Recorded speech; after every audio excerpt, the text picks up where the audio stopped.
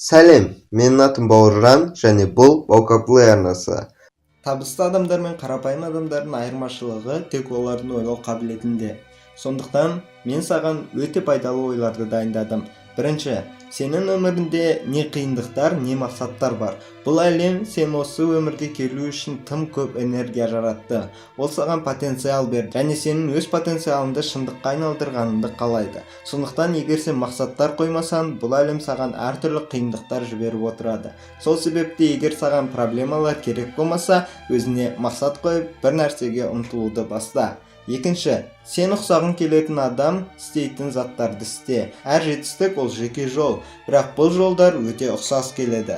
Сенің қол жеткізгің келетін жетістіктерге жеткен адамдарды ізде, олардың тәжірибесін анализден өткіз. Сен қазір жасай алатын істерді таңдап, сонымен айналыс. Үшінші, 90% адамдардың ойлары кешегі ойларынан тұрады. Ескі ойлардан жаңа ештеңе пайда болмайды. Өміріңді жақсы жағына өзгерткің келсе, басқа ойларды киіп көр. Жаңа ойлардан жаңа шешімдер пайда болады. Жаңа шешімдер сен ешқашан жасап көрмеген істерге әкеледі. Жаңа істерден басқа нәтижелер пайда болады. Төртінші, тек әрекет ету сенімсіздік пен күмәндардың күшін азайтады. Сен өмірінде бірінші рет жаңа істі бастағанда қиындықтарды жеңдің. Осылайша сен жүріп, велосипед айдап және сөйлеп үйрендің. Жаңа нәрсенің алдында қорқыныш әрқашан болады. Егер сен еңбектеп жүруге тырысудың орнына әртүрлі методикаларды іздеумен айналыссаң, сен сол күйі жүріп үйренбейтін едің.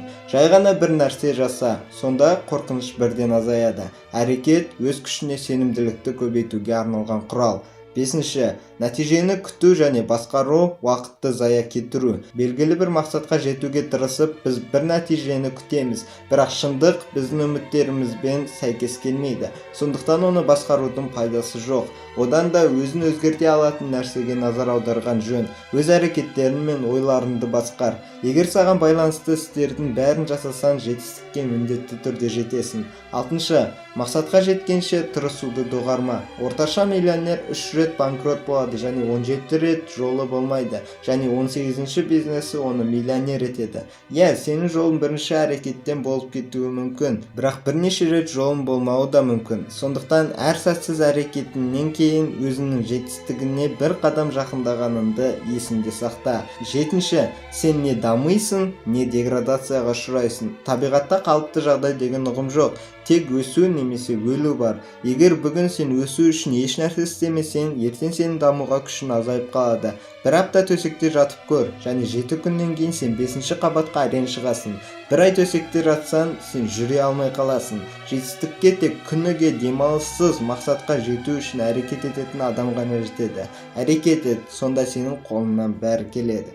8-ші, өзіңді тек өзіңмен салыстыр. Сен ең жолы болмағыш адам болуы мүмкін, бірақ егер сен күніге табысты адам болу үшін әрекет ететін болсаң, сен жеңіске жету мүмкіндігің көп болады. Ал егер сен өзіңді жеңімпаздармен салыстырсаң, сен бірінші қадамды да жасай алмайсың. Себебі сенімен оның айырмашылықтарын жер мен көктей. Ондай салыстырулар сенің өзіңді өзің бағалау дәрежеңді түсіреді. 1%-ға күштірек болу бәрінің қолынан келеді. Бірден 100%-ға күшті болуға ешкімнің шамасы жетпейді.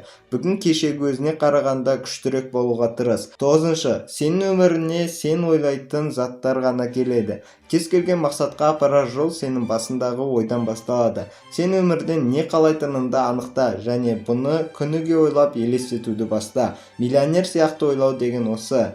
Ми еш нәрсе ойламай тұра алмайды. Ол 1 секундқа да ойларын тоқтата алмайды. Егер сен оған пайдалы информация бермесең, ол өзі тағам іздей бастайды. Бірақ ол информация саған мүлдем пайдасы жоқ. 10-шы, сенің жеңіске мүмкіндігін 50%-ға тең. Сен не мақсатқа жетесің, не жетпейсің, бірақ қайтадан қайталау саны шексіз. Егер бүгін сен жеңілсең, ешкім саған қайталап көруге кедергі болмайды. Сондықтан сен жеңу мүмкіндігін 100%-ға жақын. 11-ші, табысқа апаратын жол марафон. Ол 100 метрлік жарыс емес. Миллионерлердің орташа жасы 40 жастан жоғары. Ал егер олардың биографиясын оқысан, екі нәрсені түсінуге болады. Олар өз жолдарын бала кездерінде бастап, 10 шақты рет жеңілген және бәрін басынан бастаған. Оңай әрі жылдам жолдарды іздеме, ондай жол жоқ. Сенің ақылыңды көбейтетін заттарды іздеп қолдан. Ерте ме кеш пе үлкен нәтижелер сен үшін үйреншікті іс болып қалады. Тек өзіңді жеңу арқылы ғана жеңімпаз болуға болады. Сен қазір қайда екенің маңызды емес. Егер сен қолыңнан келгенінің бәрін жасасаң, сен жеңімпаз боласың. Жеке тұлғаның өсуі деген осы. Тіпті бүгін сен соңғы орында болсан да, уақыт өте келе сен бірінші боласың. 12. Адамдар болып жатқан оқиғаның кесірінен қиналмайды. Олар оқиғаға деген көзқарастарының кесірінен қиналады. Сенің өмірінде бәрі болуы мүмкін, бірақ тек сен ғана оған қалай жауап беру керек екенін шешесің. Жағымсыз ойларды жасаудың мағынасы жоқ. Олар сені алға итермейді. Жай ғана өзіңнің мақсатыңды есіне түсір. 13. Сенің өміріндегі ең маңызды адам сенсің. Өзіңді дамытуға қаншалықты көп уақыт бөлсең, соншалықты көп мүмкіндіктер пайда болады. Бірақ әрқашан басқа адамдардың қиындықтарына уақыт бөле берсең, сен жеке дамуын тоқтайды. Өзіңді ең маңызды адам қыл. Табысқа жеткен адамдар дәл осылай ойлайды. Сен қаншалықты мықты болсаң, сенің айналаңдағы адамдарға соншалықты жақсы болады. 14. 10.000 сағат ережесі. Тез нәтижеге үміттенбе. Нағыз нәтиже тек өз мақсатына 10.000 сағат уақытын бөлуге шамасы жеткен адамдарға келеді.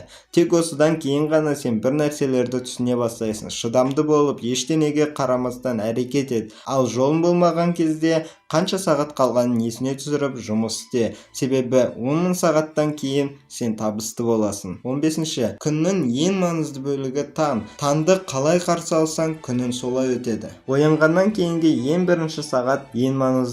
Өзіңді жеңіске дайындап үйрен. 16. Адам қайда қараса, сонда барады. Сенің көздерің қайда қарайды? Сенің ойында не бар? Сен күнде не істейсің? Өзіңнің назарыңды өзің қалаған жерге аудар. 17. Өзіңнің білетін заттарына күмәндан, немесе тіпті бар біліміңді ұмыт. Егер бұл табысқа жетелесе, адамдар баяғыда табысты болып кетер еді. Біреудің табысын көшіріп алу мүмкін емес. Кез келген табыс жеке адамның жолы. Ол сенде де бар. 18. Тек бір нәрседен қорқу керек. Сен өмірін аяқталғанша ештеңе жасап үлгермеу.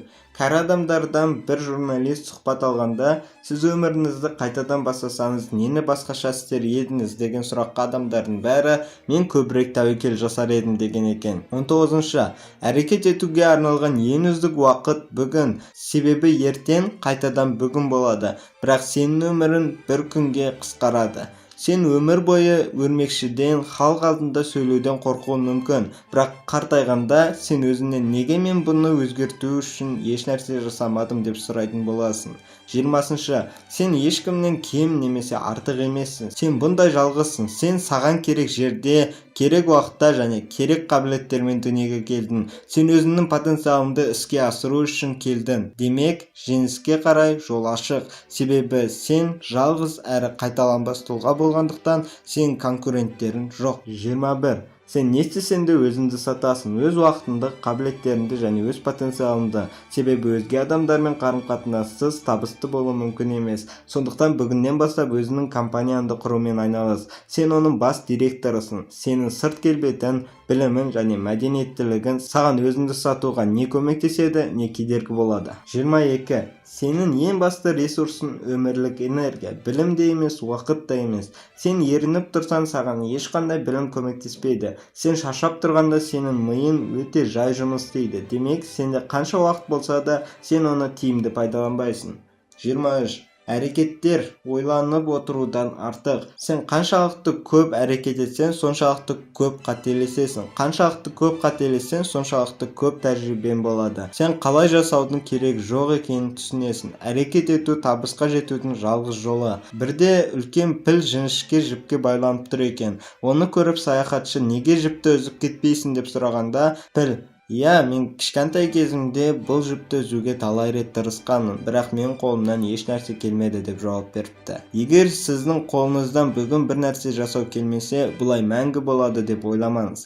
Иә достар, бұл видеода мен өз басымда жүретін ойлармен бөлістім. Егер видео ұнаса, лайк басамыз, ұнамаса да басамыз, себебі мен красавчикпін. Арнаға тіркелеміз және менің телеграм каналыма тіркелеміз. Ал сіздермен бірге болған Бауыржан және Баукаплей арнасы. Келесі видеода кездескенше.